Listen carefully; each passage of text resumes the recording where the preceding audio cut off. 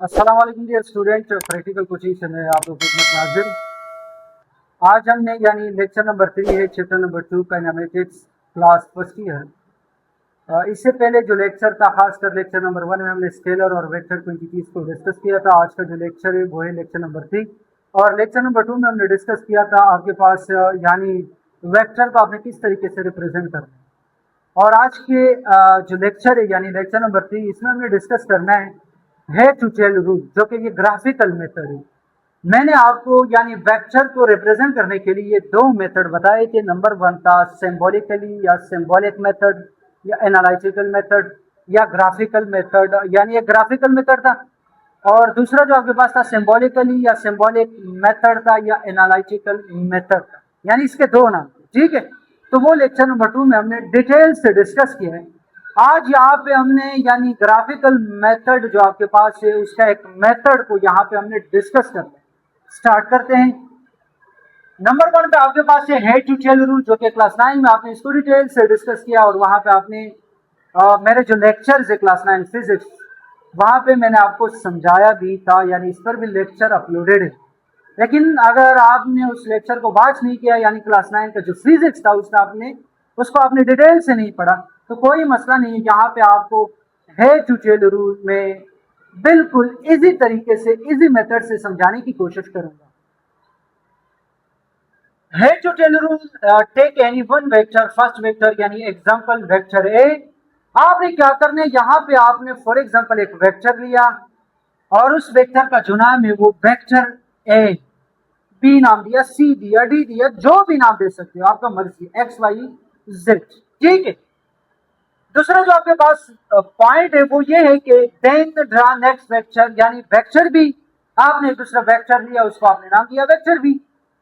तो इस तरीके से आपने क्या करना है, ये वेक्टर भी बनाया, इसका डायरेक्शन मैंने यानी इस बिल्कुल डाउनवर्ड बनाया है, आपका मर्जी इसका डायरेक्शन कुछ भी बना सकते। ठीक है, और यहाँ पे मैंने लिखा है such that it shall coincide with the head of the first vector ए।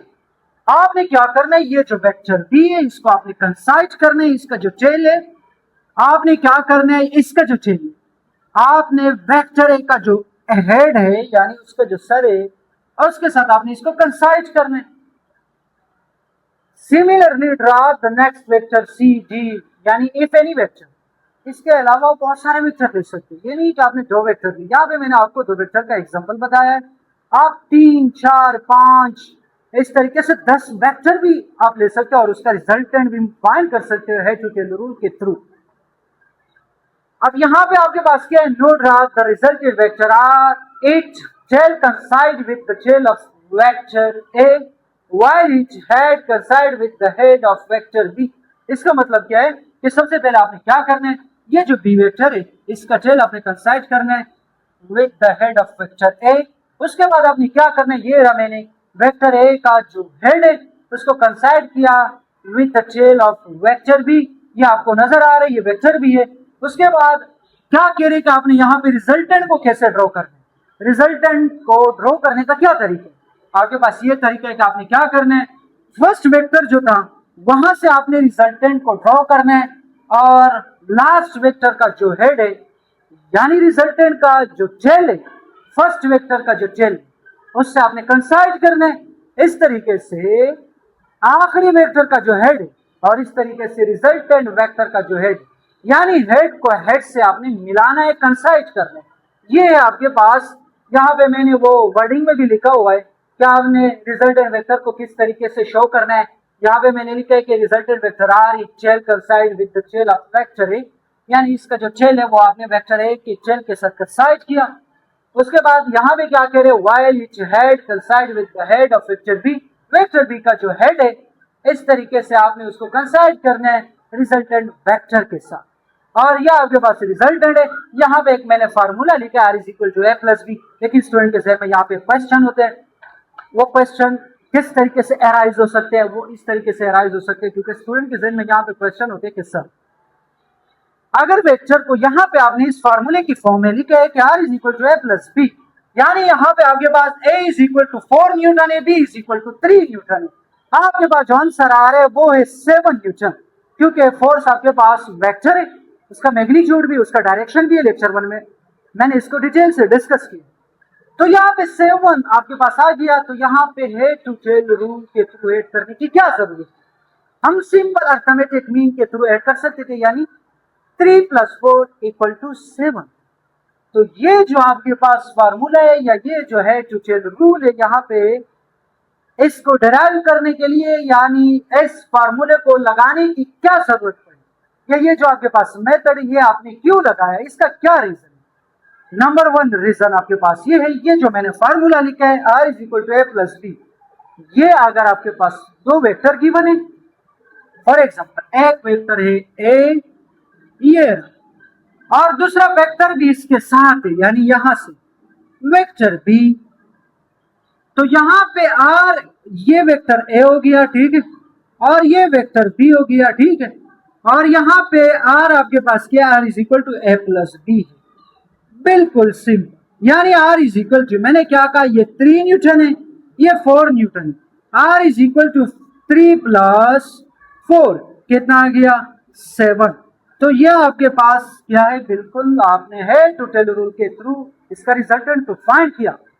लेकिन मैंने आपको क्या कहा था कि आपकी जहन में क्वेश्चन अराइज होगा, वो कैसे कि सर फिर इस ये जो है टू टेल रूल है इसको लगाने की क्या जरूरत पड़ी? नंबर 1, ये जो फार्मूला मैंने लिखा है ये इस वेक्टर के ऊपर आप अप्लाई नहीं कर सकते, क्योंकि यहाँ पे दोनों वेक्टर का जो डायरेक्शन है वो बिल्कुल चेंज है। हाँ, अगर दो वेक्टर का डायरेक्शन सेम है तो बिल्कुल आप अर्थमेटिक मीन के थ्रू उस क्वेश्चन को सोल्व कर सकते और हेड टू टेल रूल के थ्रू भी सोल्व कर सकते। लेकिन अगर क्वेश्चन इस फॉर्म में गिवन है कि एक का डायरेक्शन बिल्कुल ऊपर है, दूसरे का डायरेक्शन नीचे, तो यहाँ पे r = a + b नहीं होगा। वहां पे आप for example La of cosine भी लग सकते हैं, ला ऑफ साइन भी लग सकते हैं, पैरेललोग्राम जो ला है यानी पैरेललोग्राम जो ला है वो भी लग सकते हैं। इस तरीके से आपके पास रेक्टेंगुलर कंपोनेंट जो मेथड है वो भी लग सकते हैं, आप वो भी अप्लाई कर सकते हैं। तो मैंने आपको क्या बताया, इसलिए यहाँ पे हम हेड टू टेल रूल को अप्लाई करते हैं कि जब वेक्टर एक डायरेक्शन में ना हो, उसका डायरेक्शन चेंज, एक का डायरेक्शन ऊपर है दूसरे का डायरेक्शन नीचे, यानी डायरेक्शन जो है वो चेंज है किसी भी वेक्टर का, तो हम सिंपल अर्थमेटिक मीन के थ्रू हम उसको आपस में ऐड नहीं कर सकते। उसके ऊपर आपने क्या करना है, टू टेल रूल को अप्लाई करना है और उसका जो न्यूमेरिकल है, उसका जो भी क्वेश्चन है, आप इस रूल के थ्रू उसको सॉल्व कर सकते हैं। उम्मीद है इससे रिलेटेड जो क्वेश्चन था वो समझ में आया होगा। मैंने आपको क्या कहा, r = a + b, ये उस वक्त लगा सकते हो जैसे यहाँ पे मैंने a और b वेक्टर दिया और उसका डायरेक्शन बिल्कुल x है, ठीक है, डायरेक्शन जो है वो a की डायरेक्शन। उम्मीद है टू टेल रूल समझ में आया होगा। अब हम मूव करते हैं, आपके पास जो दूसरा टॉपिक है वो है commutative law of vector addition. आपने इसको क्लास 9 का जो मैथमेटिक्स बुक है वहां पे आपने इसको डिटेल से डिस्कस किया है कि आपके पास जो कम्यूटेटिव लॉ ऑफ है वो क्या है, वो एडिशन में भी आ सकते हैं, मल्टीप्लिकेशन में भी आ सकते हैं, लेकिन यहाँ पे वेक्टर की टर्मिनोलॉजी में आपके पास कम्यूटेटिव लॉ क्या है। तो आपके पास कम्यूटेटिव लॉ बिल्कुल वही है, a + b = b + c, यानी दो वेक्टर को आपने आपस में ऐड किया, 3 + 4 = 7 आएगा, लेकिन 4 + 3 = वो भी 7 आएगा। यानी यहां पे इसका मतलब ये है कि अगर आपने वेक्टर का जो ऑर्डर है वो अगर आपने चेंज भी किया तो उसके ऊपर कोई इफेक्ट नहीं पड़ सकता, उसको अगर आपने ऐड किया तो उसका आंसर सेम आएगा, ठीक है। जिस तरीके से यहाँ पे मैंने लिखा हुआ है, The sum of vector addition remains same irrespective of the order of vector। इसका मतलब ये है कि अगर आपने वेक्टर का यानी ऑर्डर चेंज किया, a + b था, आपने उसको b + a किया, तो यहाँ पे उसके ऊपर कोई इफेक्ट नहीं पड़ेगा, बिल्कुल सेम होगा, ठीक है। आगे मैंने लिखा है मैथमेटिकली यानी a + b = b + c। और आपने क्या करना है, जब भी आपके पास वेक्टर गिवन होगा, ये एरो का जो सिंबल है यानी ये जो एरो इसके टॉप पर मैंने यानी मेंशन किया हुआ है, यह आपने लाजमी लगाना। अगर आपने नहीं लगाया तो आपसे नंबर काट सकते हैं आपके पास, यानी आपका जो टीचर है या बोर्ड की पेपर में, तो कोशिश करें वेक्टर के ऊपर आपने ये एरो लाजमी लगाना है, ठीक है। मैंने क्या कहा, commutative law of vector addition इस तरीके से भी आ सकते हैं या mathematically a + b = b + a भी आ सकते हैं, ठीक है। नंबर 1 यहाँ पे मैंने क्या किया, आपने जब भी फॉर एग्जांपल फिजिक्स का जो कंसेप्ट है आप बगैर डायग्राम फिजिक्स को नहीं समझ सकते, तो इसलिए यहाँ पे मैंने कमोडेटिव लॉ को समझने के लिए एक डायग्राम, और इस डायग्राम का नाम है आपके पास पैरालेलोग्राम लॉ भी कह सकते हो, ठीक है। आपकी बुक में तो नहीं है, लेकिन इससे पहले जो फर्स्ट ईयर का बुक था उसमें था पैरालेलोग्राम लॉ, ठीक है। तो ये आपके पास पैरालेलोग्राम का डायग्राम मैंने यहाँ पे ड्रॉ किया है, ठीक है। इस डायग्राम के थ्रू आपने ये पूरा जो कम्यूटेटिव लॉ है आपने समझने की कोशिश करनी है ना बराबर। यहाँ पे मैंने क्या किया, यहाँ पे मैंने एक ट्राइंगल लिया, इस ट्राइंगल की पॉइंट ऑफ व्यू से, यानी ये आपके पास वेक्टर है, ये वेक्टर भी, ये रिजल्टेंट है, ये आपके पास एक ट्राइंगल बना, ठीक है। अब ये जो आपके पास ट्राइंगल है, यहां से लेकर ये ऊपर का जो हिस्सा है, यानी ए और बी और आर, और इस ट्राइंगल को मैंने नाम दिया WXY। ये आपके पास एक ट्राइंगल है, इस ट्राइंगल के मुताबिक R इक्वल टू A+B। यहाँ पे फॉर एग्जांपल इस ट्राइंगल के मुताबिक R बराबर है A+B के, ठीक है। उसके बाद इसको मैंने इक्वेशन 1 का नाम दिया। उसके बाद आपके पास ए ट्राइंगल WYZ, ये W है, ये Y है और ये Z, यहाँ पे ये नीचे जो हिस्सा है W Y और Z। इस ट्राइंगल की पॉइंट ऑफ व्यू से आपके पास R is equal to B+A, क्योंकि पहले B वेक्टर है उसके बाद A वेक्टर। तो कंपेयरिंग इक्वेशन 1 and 2, आपने क्या करना है, दोनों इक्वेशन को आपस में कंपेयर किया, ये A+B is equal to R है और B+A is equal to R, यानी A+B ये रहा, और इस R की जगह आपने क्या लगाया, B+A। तो यहाँ पे मैंने क्या लिखा, LHS equal to RHS, hence prove.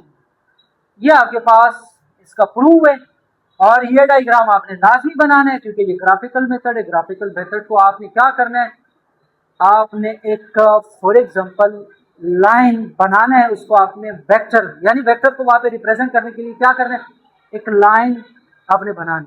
अगर उसका मैग्नीट्यूड ज्यादा है तो लाइन का जो लेंथ है उसको आपने बढ़ाना है। उम्मीद है आज का जो लेक्चर है यानी लेक्चर नंबर 3 समझ में आया होगा। लेक्चर समझ आने की सूरत में आपने हमारे यूट्यूब चैनल को सब्सक्राइब करना और साथ ही बेल आइकन के ऊपर क्लिक करना है। Thank you so much.